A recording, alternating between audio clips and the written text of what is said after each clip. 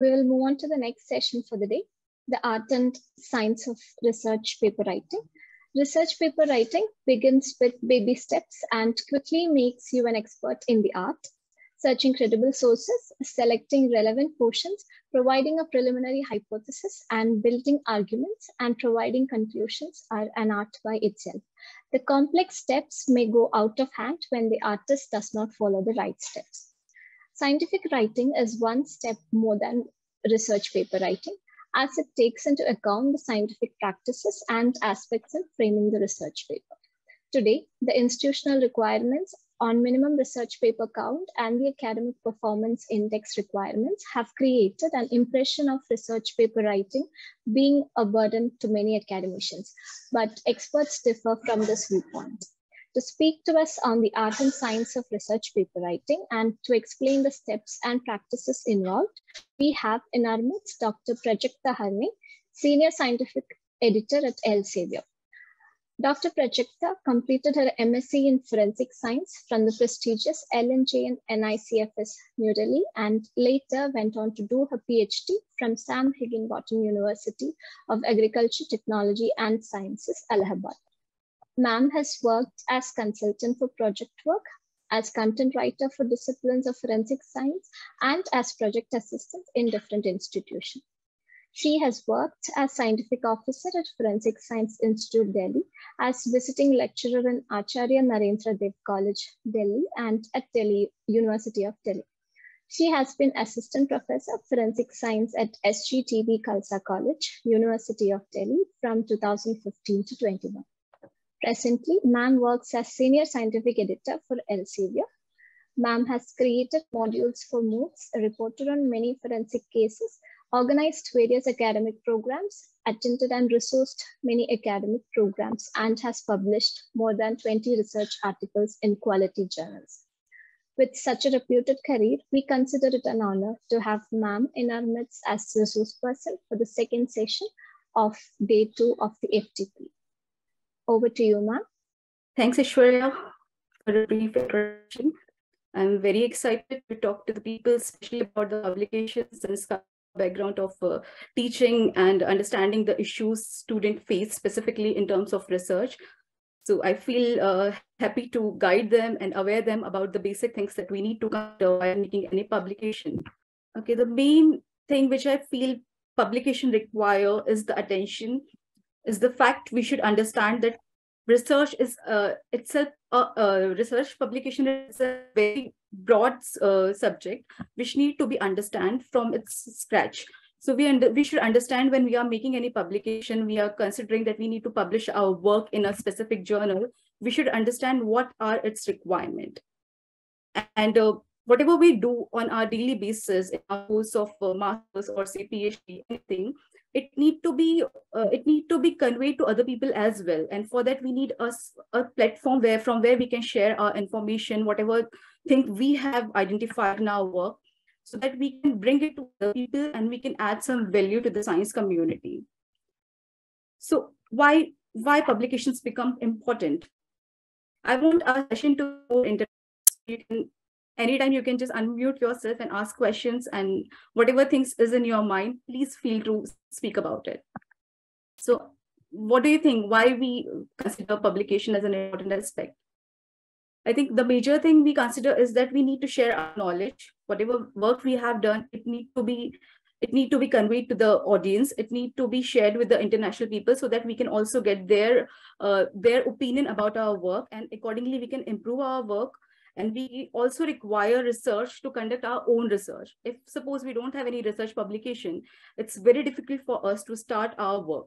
So we need to go through the literature review, first of all, to understand exactly what's happening in a specific domain. Otherwise, it's become very difficult for us to start. And based on already existing study, we try to modify it and then try to build our own work. So it's very, very important to go through the original research papers and understand exactly from where it is coming. And in order to do that, we need to understand what is the requirement of each and every publication. So when we start doing the publication, we always consider our focus is on our own work. We don't consider that there is a specific requirement of journal as well. We just simply go and Google the name of the journal and try to just send our paper to any journal. We don't consider exactly what is the requirement of the journal. For example, if we talk about forensic journals, there are very specific journals which consider the work of genetics, which consider the work of document examination, which consider the work of cyber forensics. So there's not a single journal which is considering everything. So we need to understand exactly which journal fits our work. And again, there is further classification. If we are working on some review paper, we need to understand that not every journal consider review paper. So we have to go to the journal website and we need to work, we need to devote some time and understand exactly what exactly the journal require. Is our work is completely coming under its domain, or we need to find some other journal as well. And also a very basic thing which I feel every author has when they start writing, they try to consider the journal which is having very high impact factor.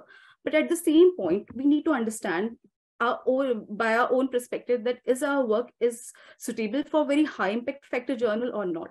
And for that, we need to first analyze our own work by ourselves rather than just forwarding it and getting a rejection from the journal, which makes the things more disappointing. It's very important to understand that thing initially. And for that, we have journal website. We should go and look at e-journal website.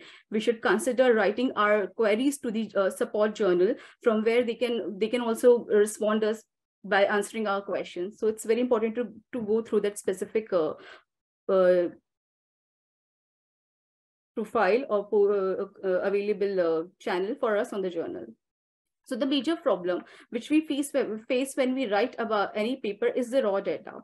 We have a lot of raw data about our experimentation. Whatever we are doing, we have everything in a haphazard way. There is no structured form. We have a statistic data, sometimes we have a survey data, sometimes we have a lot of review data.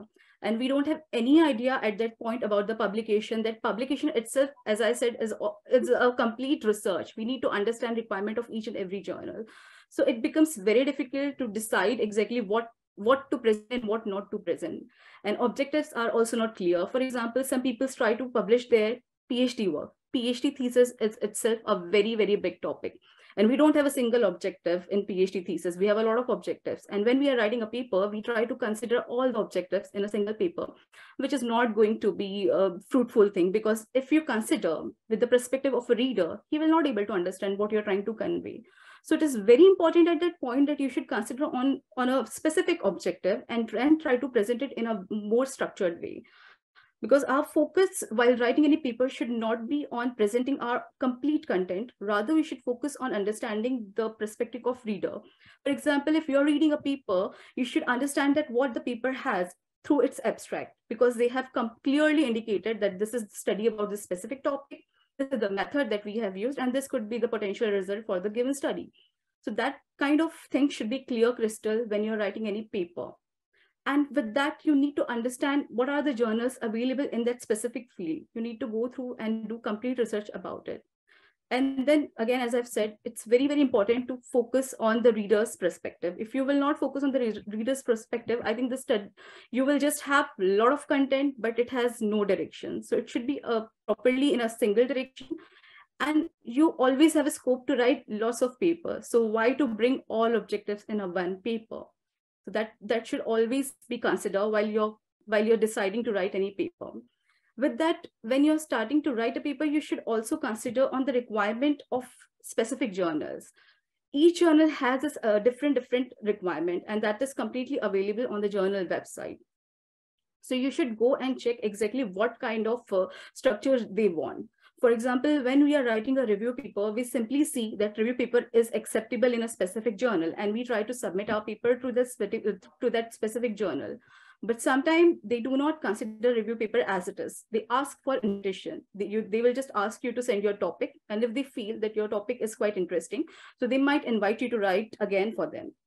So these are the very basic things. But since we are quite ignorant about the fact that publication has its own requirements, so we just simply consider sending our paper. So that is not the fact, and we should have this kind of awareness about this publication. This is not a difficult thing to do, but this is more of a structural thing to understand. So as I'm working in the Elsevier currently, so this is basically a publication firm. I think most of you have heard about it, who are specifically writing their paper for the international journal. This is one of the best firm. You can reach to more audience through this journal, and we have lots of journals in forensic science as well, and mostly of a higher impact factor of 4, above 4. And there are also some journals which do not have any impact factor. So if you feel that your paper is not of very high quality, but you did something and you feel that this paper deserves to be published, you can go and search for the Elsevier journals. You will find some multidisciplinary journal where you can always send your paper. Of course, they have some publication fees, but if you write to them that you have some funding or you feel that you need some scholarship, you can avail that as well. So when we strike a paper, so as I've said, that we need to find the specific journal, then we have to prepare a paper, submit and revise it, track your paper, share and promote. So I'll talk about these aspects in a bit detail to have more clarity about it. So the first one is find a journal. As I've said that we need to understand that which journal fit best for our paper. So we need to do a little bit of research. For that, we have a tool which you can use. Okay, so this is the Find Journal. This is a specific tool created by Elsevier. So if you have created your abstract, so you can simply add your paper title, details of your abstract, copy paste here. You can write your keywords, specifically your paper, where your paper belongs. And then I would suggest you to carefully choose your keywords, because that is the basic thing that you need to consider when you're writing a paper, because your paper will be identified through the keywords only. So you should focus on selecting your keywords. Then you can go and select your field of research where it belongs. For example, it's from biochemistry, genetics, and molecular biology. Then you can further refine your search. If you have something in your mind that your paper is good enough for impact factor 7, so that also you can select here, and accordingly you can find your journal. So you will be able to, since I have not filled anything here, so you will I cannot show you exactly what kind of journals are available, but as per your requirement, you can find the journal from here. Of course, this is a AI-based system, so I would not say that you should blindly go and select those journals, but you should go and consider those journals. Again, go and do your research, go and see what journal is expecting, what are the requirement, because journal requirement also change with the time. If they have a specific edition in a go, so they might consider specific topic for that specific specific edition. So you should consider reading the journal website as well. But yeah, this tool is very helpful. Next is you can always track your paper. You just have to go online when you're submitting a paper to a journal. There is a specific thing that you have to do is go and submit your paper on the EM site. When you go and do that, you'll able to get a number through which you can always track your paper with that reference number, that at what stage your paper is there. So there is a transparency which is maintained between author and the committee of publication, so that you understand exactly what is happening with your paper. And sometimes paper get rejected at very early stage because of out of scope or ethical reason, or because of some other reasons. So at that for that specific rejection, when your paper is getting rejected at very early stage, I would suggest that you should consider rewriting your paper, because generally paper go for post review if there is some content present in it. If they reject it at very early stages of reviewing, that means the paper is having a lot of issues. So you should consider rewriting your paper again. Then we have this articles transfer service, as I was already mentioning about this, that sometimes it happens that your paper get rejected, but the scientific managing editor feels paper still has some content and it can get published. So they might suggest you to use article transfer service, where you have given choice of some journals. Sometimes it is more than one journal, and you have to simply accept that offer, that, okay, I'm happy to accept this transfer offer. You will get 30 days after that to submit your paper. You can submit your paper, and if you feel that you further need to revise, you can get additional 90 days. And again, you can revise your paper and submit it to that specific journal. So this ATS makes things more easier for you. You don't have to go and choose another journal for you, since you're not aware about your journal, that exactly where your paper fits. So you can just take a help of scientific managing editor who have already analyzed your paper, who have gone through all the content, and who knows exactly which receiver journal will accept your paper. This is the best service nowadays authors can avail. Sometimes this article transfer service also helps you to get discount, or also helps you to completely waive off your fees because you're using this service, and managing editor feels that your paper has some quality. And it is not always like that. You will get some options which is having a low impact factor, or which is having no impact factor. You might get some options which is having high impact factor, because sometimes paper is just out of scope. It is not fitting to the journal's requirement, but paper has really good content. So they might give you some journal which is actually fitting to the scope of the paper, as well as the journal. So it's matching each other, and they might give you that suggestion. That is very, very helpful for authors to get. And I'm also working as a scientific manager, managing in this field. So I have seen around 80 papers getting accepted through this ATS thing, while handling just 200 papers. So this is very useful tool, because as I have said that authors are not aware exactly how research begins, how research paper publication is actually about. So for them, it's very helpful to understand, to take the ready options for them, which already scientific managing editors have worked over it, and they just get some options that they have to just click and submit their paper.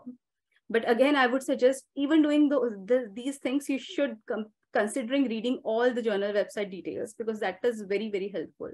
And there is always a support system where you can always go and ask any question which you have about the journal. Suppose you feel that in your review you have specific things you have missed, so you can anytime go and ask them.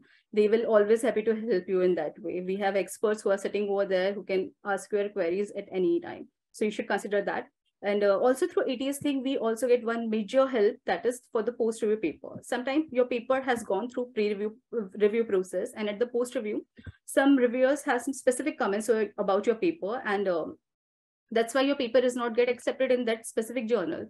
So when you are availing this ATS service, those comments from the reviewers will also be transferred to this next journal.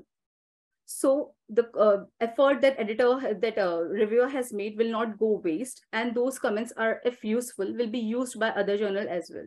So this whole process will make your work easier and speedy, because you don't have to go again for the post-review revisions. So your time will be saved, which is around 3 months. So it's a big deal. I would suggest that, okay, if your paper is getting post-reviewed and it's getting accepted to the receiver journal, it's the best thing that can happen. So you should consider this thing as well. And also there are some guaranteed review options as well. When managing editor feels that your paper is completely suitable for the publication, there's nothing additional that required to be added in the paper, and it can get accepted as it is in some other journals. So they might give an option of guaranteed acceptance. So you can also avail that thing. Of course, those journals will have a lower impact factor, because it's difficult to suggest a guarantee peer review to some higher journals, higher impact factor journals. So you will get some journals with a lower impact factor, but yes, truly your paper get accepted over there. So you should avail that service as well through this system. So as I have already said that we consider to match your paper based on the requirement of the journal. So we have we consider to have the readers. Based on that, we try to suggest any transfer. And it's not a single person who is going to suggest a transfer to your paper. There is a whole team who is working on your paper. They will consider each and every aspect. We also try to connect to the other SME of the receiver journal and try to understand its requirement. We have around 90 SMEs who are working on this field, who are very specific on their domain. So your paper will go to the SME who is specific for your domain. For example, if you're working on genetics, your paper will go into the hands of a SME who is handling the genetics. And again, there is a reviewer team who will suggest about your paper, that what your paper has and what is further required in your paper. So based on that, we try to suggest you the best option for your journal.